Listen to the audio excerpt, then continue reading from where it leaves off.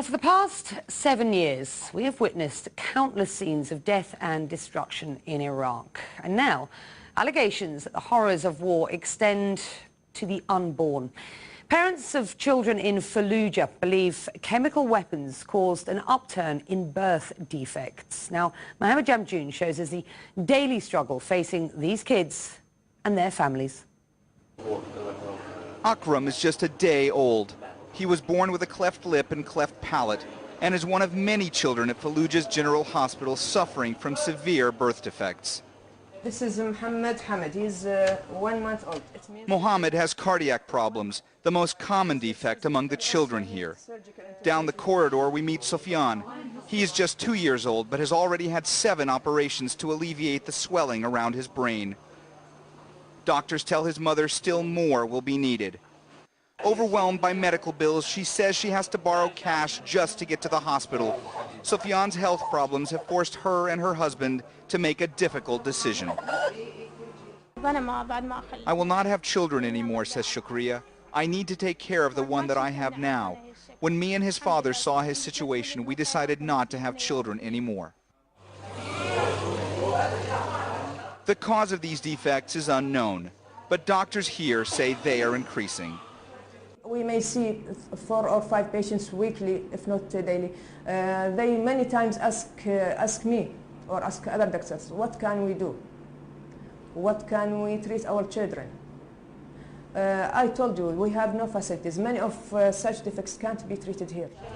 At the Fallujah branch of the Iraqi Handicap Society, parents seek help for their disabled children. Since 2004, Hussein Matroud says he has seen a sharp rise in the number of deformities. The number increased after the military operations that took place in Fallujah in the first and second state of the operations, says Hussein.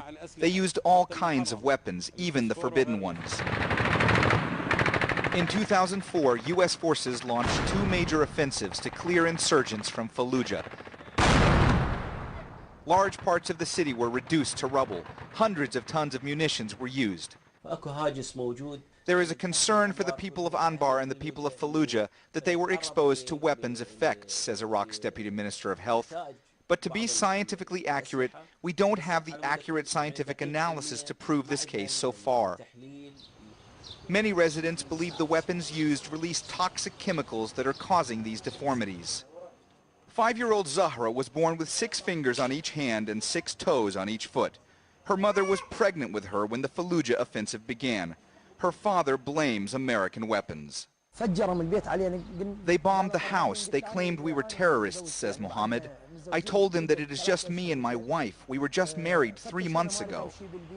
And he is still angry. We were comfortable, he says. Then the occupation came. Our families were destroyed. My child is not the first child that got this in Fallujah. Hundreds, maybe even thousands of children are suffering. 2 years after Zahra was born, Mohammed and Rana had another child, a son named Abdurrahman. His deformities were even worse, and he died just 3 days after being born. Rana also rules out having any more children. She says her family's situation is far too difficult. It is undescribable. It's torture, says Rana. The child is suffering. She can't play. She can't stand on her feet. She can't even eat. Someone has to feed her. But there are no reliable statistics for birth defects in Fallujah. No studies on their cause or causes. No comparison with other Iraqi cities. There are simply no answers. These deformation, we are saying, also we are saying that the causes are more complex than some people think. We are not denying the existence. We are saying that it is, and understanding the complexity is necessary, is important, so that we can deal with the problem. Now the World Health Organization plans to investigate, saying in a statement to CNN that it wants to verify and confirm the increase in the differential incidence of the cases of the birth defects. At the hospital, Dr. Abdul Ghani says the international community has to help.